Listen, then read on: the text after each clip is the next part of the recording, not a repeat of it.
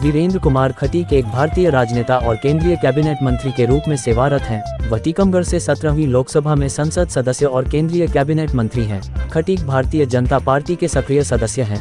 वह श्रम संबंधी स्थायी समिति के अध्यक्ष और सामान्य प्रयोजन समिति के सदस्य भी रहे हैं। उन्हें जून 2019 में 17वीं लोकसभा का प्रोटेम स्पीकर भी चुना गया था। उन्होंने 11वीं, 12वीं, 13वीं और 14वीं लोकसभा में 1996 से 2009 के बीच मध्य प्रदेश के सागर निर्वाचन क्षेत्र का प्रतिनिधित्व किया। 15वीं, 16वीं और 17वीं लोकसभा में उन्होंने मध्य प्रदेश के टीकमगढ़ निर्वाचन क्षेत्र का प्रतिनिधित्व किया है। उन्होंने राष्ट्रीय स्वयंसेवक संघ (RSS), अखिल भारतीय विद्यार्थी परिषद (ABVP) और राजनीतिक दल भारतीय जनता पार्टी (BJP) में विभिन्न पदों पर कार्य किया है। आज वरिष्ठ कार्यकर्ता मिलन समारोह में देवरी विधानसभा क्षेत्र में केसली, गौरझमर, महाराजपुर, देवरी आदि जगहों पर वीरेंद्र खटीक ने प्रवास किया है। उन्होंने पुराने कार्यकर्ताओं को जब नाम लेकर पुकारा तो कार्यकर्ता खुश हो गए, क्योंकि करीब 15 वर्ष पूर्व तक वह सागर संसदीय क्षेत्र का प्रतिनिधित्व करते थे। उसके बाद से वह लगातार टीकमगढ़ संसदीय क्षेत्र से प्रतिनिधित्व कर रहे हैं। इतने समय बाद कार्यकर्ताओं को नाम से पुकारा जाना कार्यकर्ता में स्फूर्ति भर देता है। कैबिनेट मंत्री वीरेंद्र खटीक ने पुरानी यादों को ताज़ा करते हुए कई किस्से कार्यकर्ताओं के बीच रखे तथा कार्यकर्ताओं ने भी कैबिनेट मंत्री के आम लोगों से मिलने जुलने के तौर तरीकों को याद कर किया। उन्होंने बताया, सागर से सांसद रहते हुए उन्होंने सांसद चौपाल लगाने का सिलसिला शुरू किया था, जो हर सोमवार को कलेक्ट्रेट के सामने लगातार लगती रही। बड़ी संख्या में सभी जगहों पर भारतीय जनता पार्टी के पुराने कार्यकर्ता विशेष रूप से अपने नेता वीरेंद्र खटीक से मिलने पहुंचे।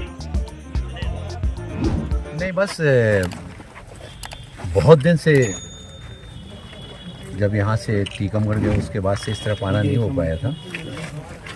लंबे समय से कार्यकर्ताओं का आग्रह था कि एक बार जो है ना समय निकाल करके केसली देवरी आए, ताकि हम लोगों को आपसे मिलने का अवसर प्राप्त मिल सके। हमारे बहुत सारे बुजुर्ग वरिष्ठ कार्यकर्ता बीच में रहे नहीं, और अभी जो वरिष्ठ कार्यकर्ता हैं वो बेचारे इतने दूर नहीं जा पाते हैं, टीकमगढ़ छतरपुर नहीं पहुंच पाते, दिल्ली नहीं पहुंच पाते।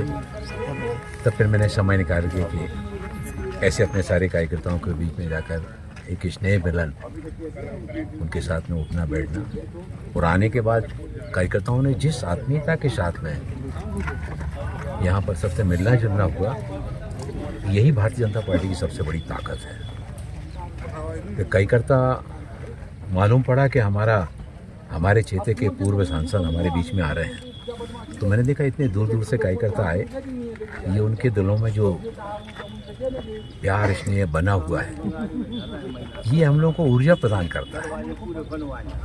इनके ही इस ऊर्जा से हम लोग जाकर जब समाज के विविध क्षेत्रों में काम करने के लिए जाते हैं तो लगता है कि हम अकेले नहीं हैं, हमारे पीछे समाज खड़ा हुआ है। और आगे जब फिर अवसर प्राप्त होगा, अब तो आने वाले समय में भारतीय जनता पार्टी देवरी से भी हमारा विधायक यहाँ से बनेगा, और ऐसे सारे क्षेत्रों को चिन्हित करके जो हमारे मतदान केंद्र और मतदान केंद्रों को भी पहचान करके पार्टी उसमें अपनी रणनीति बनाकर काम करेगी। इस देश में कुछ नेता ऐसे हैं कि जो जनादेश खो चुके हैं, जनता का विश्वास खो चुके हैं, और इसी कारण से उनको न तो न्यायपालिका पर भरोसा होता है, चुनाव हार जाते हैं तो ईवीएम पे प्रश्न करने लगते हैं, न्यायपालिका से अगर निर्णय पक्ष में नहीं होता तो न्यायपालिका पर प्रश्न खड़े कर देते हैं। तो जनता देश के प्रधानमंत्री आदरणीय नरेंद्र मोदी जी के साथ में है। पूरे देश में इसको लेकर कहीं कोई चूं-चपाट भी नहीं है, क्योंकि जनता चाहती है विकास, जनता चाहती है देश की सीमाओं की सुरक्षा, जनता चाहती है विविध क्षेत्रों में विस्तार की हमारी योजनाओं को कैसे लाभान्वित किया जा रहा है। और जनता इस चीज़ को भी आज स्पष्ट रूप से अंतर अनुभव कर रही है कि पहले जो राजनीति होती थी वो स्वयं के लिए होती थी, परिवार के लिए होती थी, क्षेत्र के लिए होती थी, जातिवाद के लिए होती थी।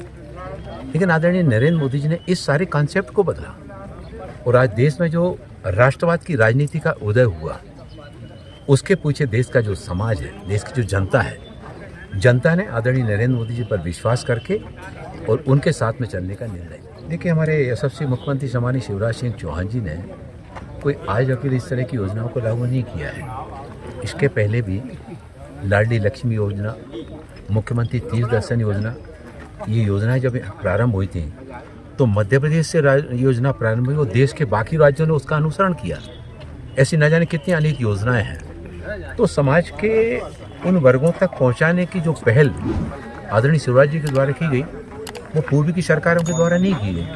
और इसी के कारण से बाकी राजनीतिक दल मध्य प्रदेश की राजनीति में नेपथ्य पर चले गए। ये लोगों के बीच में पहुंचना, उनकी मदद करने के लिए योजना प्रारंभ की गई है।